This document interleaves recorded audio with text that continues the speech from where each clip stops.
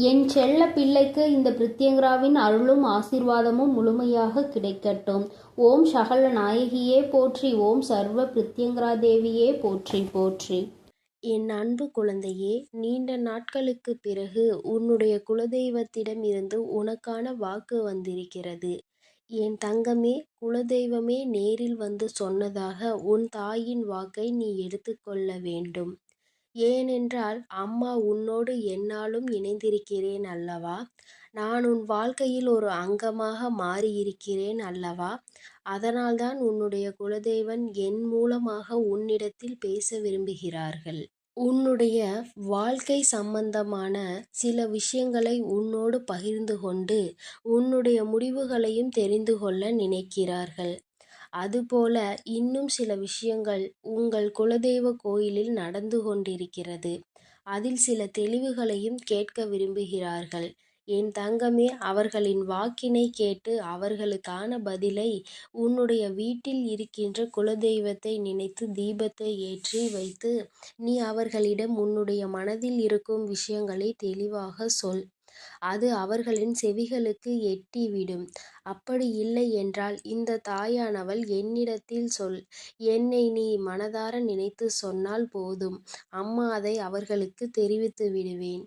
என் தங்கமே, அப்படி நம்முடைய குலதெய்வத்தின் மனதில் என்னதான் இருக்கிறது என்று நீ நினைத்து முடிப்பதற்கு முன்பாகவே அம்மா எல்லா விஷயத்தையும் உன்னிடத்தில் சொல்லிவிடுகிறேன். அவர்கள் என்னிடம் பகிர்ந்து கொண்ட விஷயங்களை எல்லாம் நான் உன்னிடத்தில் தெளிவாக சொல்கிறேன். என் தங்கமே, கவனமாக கேட்டுக்கொள்.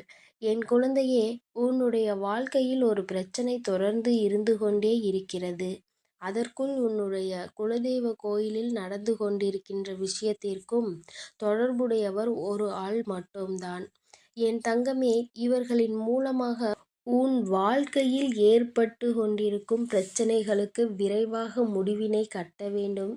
ஏனென்றால் இவர்கள் குலதெய்வ கோவிலிலும் பிரச்சனைகளை உருவாக்கி சண்டையை மூட்டிக்கொண்டு இருக்கின்றார்கள். அவர்களின் மனதில் நல்லது செய்ய வேண்டும் என்ற எண்ணம் துளி கூட இல்லை. யாரை அவமானப்படுத்தலாம், யாரை அசிங்கப்படுத்தலாம் என்று காத்து கொண்டு நிற்கின்றார்கள். இந்த நேரத்தில் நீ தெரிந்து கொள்ள வேண்டிய விஷயம் என்ன தெரியுமா? உன்னுடைய வாழ்க்கையில் உனக்கு பிரச்சனைகளை ஏற்படுத்தி கொடுக்கக்கூடியவர்கள் உன்னுடைய குடும்பத்தில் உள்ளவர்கள் என்பதுதான். மிக ஆச்சரியமான விஷயம். எந்நாளும் உன்னிடத்தில் நல்லவர்கள் போல பேசிக்கொண்டு இருந்தவர்கள் இப்பொழுது சில காலமாக உன்னோடு என்றுமே பிரச்சனையில் ஈடுபட்டு இருக்கிறார்கள். நீ எதுவுமே செய்யாமல் இருந்தால் கூட உன்னை வம்பிழுக்க பார்க்கிறார்கள்.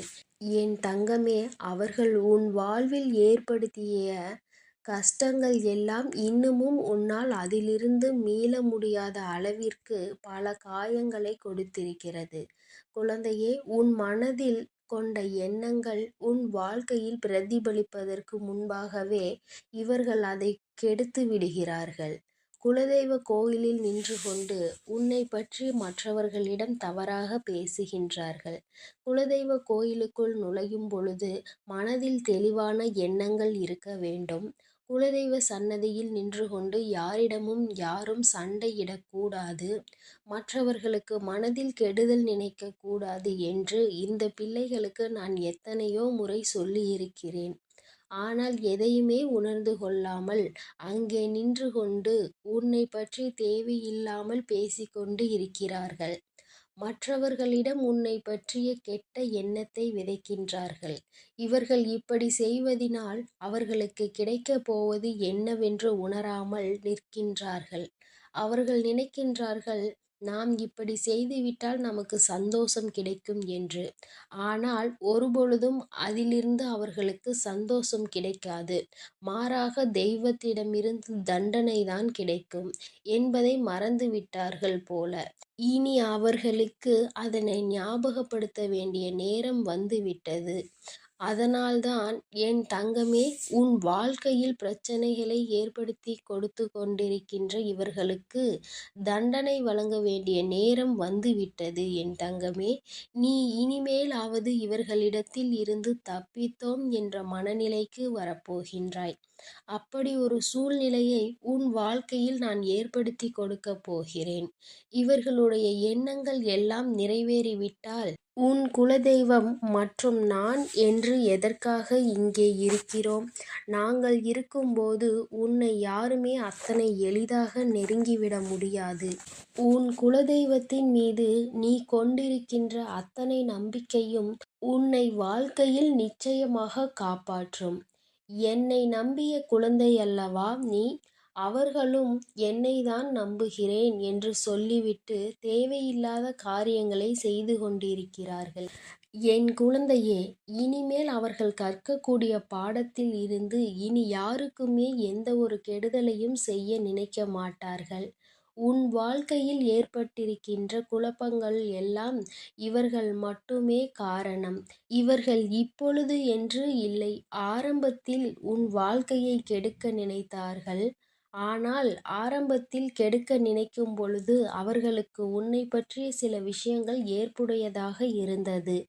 ஏனென்றால் நீ அப்பொழுது ஏற்கனவே கஷ்டத்தில்தான் இருந்தாய். அதனால் எதுவும் செய்ய வேண்டாம் என்று விட்டு விட்டார்கள். ஆனால் இப்பொழுது உன் வாழ்க்கை சூழ்நிலை சற்று மாறுதலாக இருக்கிறது அல்லவா? இந்த மாற்றத்தினால் வாழ்க்கையில் நடக்கின்ற சில பிரச்சனைகளுக்கு அவர்கள் காரணமாக மாறிவிட்டார்கள். நல்லபடியாக வந்து விடுவாயோ, வாழ்க்கையில் நல்லா செழித்து விடுவாயோ என்ற பயம் அவர்களுக்குள் வந்துவிட்டது. என்னுடைய குலத்தில் இருக்கின்ற எல்லா பிள்ளைகளுமே ஒற்றுமையாக இருக்க வேண்டும் என்றுதான் உன்னுடைய குலதெய்வமான நான் நினைக்கின்றேன். ஆனால் அவர்களோ அங்கே மற்றவர்களுக்கு கெடுதல் செய்ய வேண்டும் என்று நினைப்பதும் மற்றவர்களின் வாழ்வை அழிப்பதுமாகவே அவர்கள் அங்கு இருந்து கொண்டிருக்கிறார்கள். என் குழந்தையே, உன்னுடைய குலதெய்வத்தின் வாயிலிருந்து வருகின்ற வார்த்தைகள் எல்லாமே உன்னை இப்படி இக்கட்டான நிலையில் இருந்து எப்படியாவது காப்பாற்றிவிட வேண்டும்.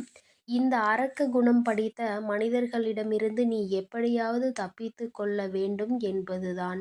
அதனால் என் குழந்தையே, உன் வாழ்க்கையில் நடக்கின்ற விஷயங்களை எல்லாம் நினைத்து நீ கவலைப்படாமல் நிம்மதியாக இருக்க வேண்டும்.